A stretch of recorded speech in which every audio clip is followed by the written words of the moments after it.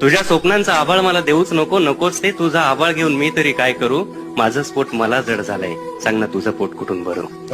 माझं स्फोट मला जड झालंय, सांग ना तुझं पोट कुठून भरू. तो चंद्र, ते सूर्य, ती लुकलुकणारे तारे, यांचं कधीच भ्रमण नसतं माझ्या जीवनाच्या आभाळात. माझं जीवन म्हणजे नुसतंच अंधाराला वाहिलेलं.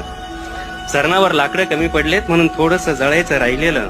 रात्रीच पावसाची पहिली सर कोसळली, आईनं सारवलेल्या भुईचे पोपडे निघालेत. कारव्यांच्या कुडांवरची माती सुद्धा ओली होऊन सकाळपर्यंत गळून जाईल. माझं घरटं भर पावसानं जळून जाईल. तू म्हणशील हा अजूनही थोडा वेडा, थोडा खुळा आहे. तू म्हणशील हा अजूनही थोडा वेडा, थोडा खुळा आहे. पावसानं कुठं घर जळतात का? पण जळतात झोपड्या, हे तुला पटणार नाही. मी कितीही ओरडलो बेंबीच्या देठापासून, तरी हा आवाज तुला आतला वाटणार नाही. म्हणून तू समज कर अथवा गैरसमज कर. म्हणून तू समज कर अथवा गैरसमज कर. तुझ्या स्वप्नांचा आभाळ मला देऊच नको, नकोच ते पेलवणारच नाही. तुझ्या स्वप्नांचा